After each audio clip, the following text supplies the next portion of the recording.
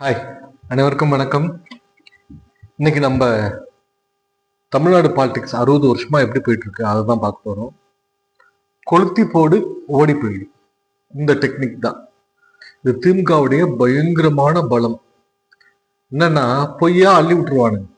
60 வருஷம் முன்னாடி கதைக்கே வர நம்ம காமராஜர் ஐயாவுக்கு எலெக்ஷனுக்கு முந்தின நாள் விட்டுவானுங்க போஸ்டர். எங்க பார்த்தாலும் ஏழை பங்காளன் பங்களா பாருன்னு எங்க பார்த்தாலும் போஸ்டர் விட்டுவானுங்க. அதுவும் அந்த பேங்க்ல 200 கோடி, இந்த பேங்க்ல 300 கோடி வச்சிருக்காருன்னு கொளுத்தி போட்டு ஓடுவானுங்க. எங்க பார்த்தாலும் போஸ்ட் ஓட்டுவானுங்க ஊர்ல. பாக்குறவங்க எல்லாம் ஐயோ காமராஜர் ஏதோ திருடிட்டாரு போல இருக்கே அப்படின்னு ஒரு பயத்தை ஏற்படுத்திடுவாங்க. அவரு விளக்கம் சொல்றதுக்குள்ள எலெக்ஷனே முடிஞ்சு போயிடும்.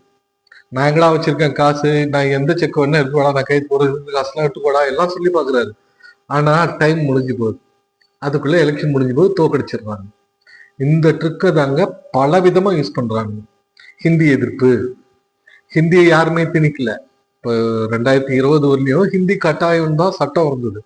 இப்ப மோடியை வந்துதான் அந்த ஹிந்தி திணிப்பு கிடையாது, எந்த மொழியை வேணா படின்னு கொண்டு வந்தார்.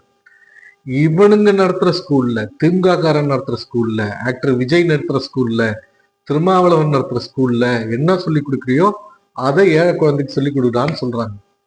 ஆனா பாருங்க, எடுபடவே எடுபடாது. ஐயோ ஹிந்தி, ஐயோ ஹிந்தி, ஐயோ ஹிந்தின்னா இவனுங்க தேஞ்சு போன டைப் கத்துவானுங்க. இது இவங்களுடைய 60 வருஷத்து திறமை. இவங்க எதிராளி மேல தவறான பிம்பத்தை கட்டமைச்சிட்டு கத்திக்கிட்டே இருப்பானுங்க. நீங்க எப்படி விளக்கம் சொன்னாலும் ஏத்துக்க மாட்டானுங்க. அப்படியே நடிப்பானுங்க, புரியவே புரியாத மாதிரி நடிப்பானுங்க. இது இப்படிதான் போயிட்டு இருக்குங்க. எல்லாமே இப்படிதான்.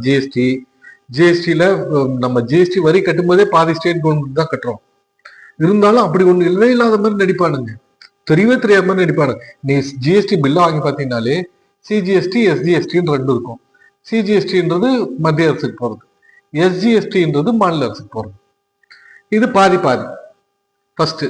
அப்புறம் மத்திய அரசுக்கு போறதுல 42% மாநில அரசு கொடுத்துடுறாங்க. ஏதோ ஒரு திட்டங்கள். உங்க வீட்டுல ஜல் ஜீவன் இருக்கு இல்லையா, வீட்டுக்கு வெளியே ஒரு ரவுண்டு போட்டிருப்பாங்க நீல கலர்ல, JJM போட்டிருப்பாங்க பாருங்க. குடி தண்ணி மத்திய அரசே கொண்டு வந்து கொடுத்தது, மாநில அரசு 5 பைசா கேட்கல. அப்புறம் பாத்தீங்கன்னா நிறைய திட்டங்கள் அந்த மாதிரி இருக்கு.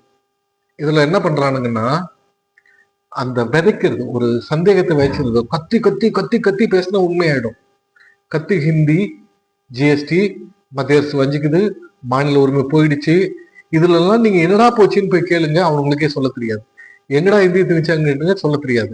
ஏன்டா உன் திமுக காரன் நடத்துற பள்ளியில இருக்கேடா, அதை தாண்டா எனக்கு கேட்கிறோம். அதெல்லாம் ஒத்துக்க முடியாது, அதெல்லாம் ஒத்துக்க முடியாது. இது 60 வருஷமா இப்படிதான் ட்ரெயின் அப் ஆயிட்டானுங்க. இவனுங்களுக்கு போய் விளக்கம் கொடுத்து அவனுக்கு புரியலன்னா பரவாயில்லைங்க, எவ்வளவு வேணா பொறுமையா சொல்லலாம், புரியாத மாதிரி நடிப்பானுங்க. அவனுங்க கண்டது கத்தி கத்தி இது பண்ணோம்னா எல்லாரும் ஒரு கட்சியை தப்பா நினைப்பாங்க. எல்லாரும் சேர்ந்து கத்துவானுங்க. டிவியில ஒரு பக்கம் கத்துவானுங்க, கூத்தாடிக்கு ஒரு பக்கம் கத்துவானுங்க. இங்க நம்ம ஊர் திமுக உள்ளூர்ல அப்படியே நெஞ்சு பொட்டைக்க பேசுவானுங்க. பார்த்தா இவ்வளவும் ப்ராடு வேலையா இருக்கும். புரியுதுங்களா விஷயம்? இப்ப நம்மளுக்கு ஒரு சான்ஸ் இருக்கு. இவனுங்க தமிழ்நாட்டை இனி திருத்த முடியாது. இதுதான் ட்ரெண்ட். நம்ம என்ன கேட்கலாம், 4 வருஷமா 4 லட்சம் கோடி கொடுத்தாருடா மோடி ஐயா. உங்களுக்கு வருஷம் பட்ஜெட்ல 1 லட்சம் கோடி கொடுத்தாருல்ல, அதே மாதிரி நீ 4.5 லட்சம் ரூபாய் கடன் வாங்கி எங்களுக்கு செலவு பண்ணோம்ல, 8.5 லட்சம் ரூபாய் எங்கடா அந்த காசு? தமிழ்நாட்டுல இருக்கிறதே 2 கோடி வாக்காளர் தான்டா, 2 கோடி ரேஷன் கார்டு தான்டா. ஆளுக்கு 4 லட்சம் ரூபாய் கொடுத்துருக்கலாமே, எங்க கொடுத்த? எனக்கு என்ன கொடுத்த? எனக்கு என்ன சேர்ந்ததுன்னு கேளுங்க. வாயில போட்டுக்கீங்களாடா 4.5 லட்சம் ரூபாய்ன்னு கேளுங்க. மோடி ஐயா ஒரு லட்சம் வருஷத்துக்கு 4 லட்சம் கோடி கொடுத்துருக்காரு. இவனுங்க ஆண்ட 4 வருஷத்துல இவனுங்க ஒரு 4.5 கோடி ரூபாய் கடன் வாங்கியிருக்கானுங்க. 10 4 வருஷத்துல 8.5 லட்சம் கோடி ரூபாய். தமிழ்நாட்டுல 2 கோடி ரேஷன் கார்டு இருக்கு. இன்னும் ஒரு ரேஷன் கார்டுக்கு 4 லட்சம் ரூபாய் கொடுத்துருக்கலாம். இவனுங்க ஒண்ணுமே பண்ணாம வீட்டுல போத்திட்டு தூங்கிட்டு கூட 4 லட்சம் ரூபாய் கொடுத்துருக்கலாம். எங்கடா போச்சு, என்னடா பண்ணீங்க? அந்த 4 லட்சம் ரூபாய் எங்கடா, என் காசு எங்கடான்னு கேள்வி. இவனுங்களுக்கு இவனுங்க பாணியில் தான் கேள்வி கேட்கணும். புரியுதுங்களா? நன்றி.